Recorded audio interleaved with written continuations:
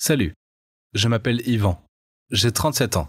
L'histoire que je vais vous raconter est un peu, bizarre. Je suis originaire du Cameroun. Vous savez, au Cameroun, comme dans de nombreux autres pays dans le monde, il existe plusieurs croyances. Par exemple, celle de la vie après la mort. J'habite maintenant en Angleterre, mais l'histoire que je vais vous raconter se déroule il y a 10 ans, quand j'étais encore au Cameroun vers 2008. Je venais de finir mes études universitaires, et issu d'une famille riche, je n'ai pas eu de mal à trouver un bon boulot. J'étais jeune, j'avais un bon boulot et je gagnais beaucoup d'argent. Célibataire et riche, le rêve de plusieurs filles, mais tout ce que moi je voulais, c'était profiter de la vie. Faire la fête et avoir plusieurs copines, et souvent c'était juste pour une nuit.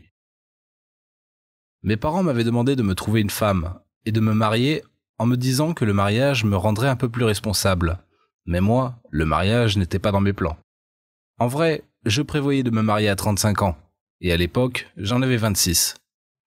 Mais il n'a fallu que quelques mois pour que je change d'avis. Je n'étais jamais tombé amoureux pour de vrai. Quelques coups de foudre, et rien de plus, jusqu'au jour où j'ai fait la rencontre d'Emeraude.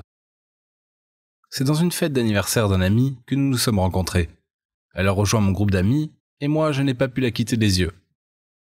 Elle était très belle, et je suis tombé sous son charme. Elle ne connaissait personne d'entre nous, et elle s'est juste approchée et a commencé à nous parler parce qu'elle trouvait notre débat intéressant. J'ai eu un véritable coup de foudre pour cette inconnue si séduisante. Je me suis alors approché d'elle, me suis présenté, et on a commencé à parler. C'était tellement magique, on avait plein de choses en commun. Je l'ai alors invitée chez moi pour finir la soirée, et elle n'a pas refusé mon invitation. Nous avons passé une nuit de folie, et le lendemain, je suis allé l'accompagner chez elle.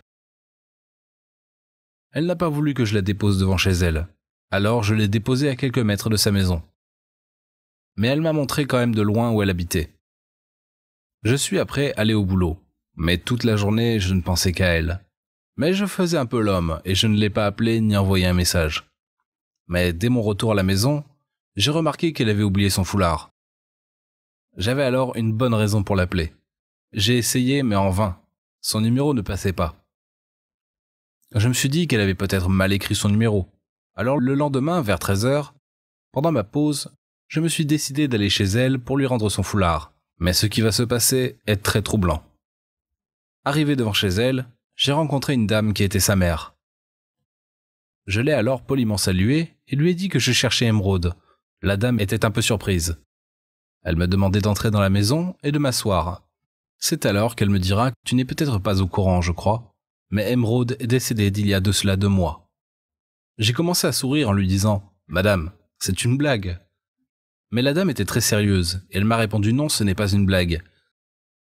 Ma fille est morte en janvier et ça fait 2 mois que nous l'avons enterrée. » Je lui ai dit à madame « Mais ce n'est pas possible parce que j'étais avec elle hier et elle a même passé la nuit chez moi et elle a oublié son foulard. » Quand j'ai sorti le foulard, la dame a crié en me disant « Mais qui es-tu? Sors de ma maison !» Je lui ai alors tout expliqué. Elle tremblait. Et moi de même. Je pensais que c'était un prank jusqu'à ce que la dame me montre des photos de l'enterrement et des photos de la fille dans le cercueil avec les mêmes vêtements qu'elle avait quand je l'ai rencontrée et le foulard que je tenais dans mes bras. Je me souviens que je me suis réveillé à l'hôpital. Mes parents étaient présents et la première chose que j'ai dite était « Dites-moi que c'est un rêve ». Mais non, c'était vraiment réel. Parce que la dame, la mère d'Emeraude, était aussi dans la pièce et elle était comme moi sous le choc. Depuis ce jour, je ne suis plus jamais sorti avec une fille jusqu'à mes 34 ans, quand j'ai rencontré la femme avec qui je me suis marié. Cette histoire m'a troublé toute ma vie, et c'est d'ailleurs à cause de ça que j'ai quitté le Cameroun pour l'Angleterre. Parfois, je me dis que c'était un coup monté par mes parents pour que je devienne un peu plus mature, mais je ne pense pas qu'ils auraient pu en arriver là. Selon vous, pensez-vous vraiment que c'était un mort qui soit revenu à la vie? Ou un coup monté par mes parents? Est-ce qu'une histoire pareille est-il déjà arrivée à l'un d'entre vous ou à une personne que vous connaissez? Dites-le moi s'il vous plaît dans les commentaires.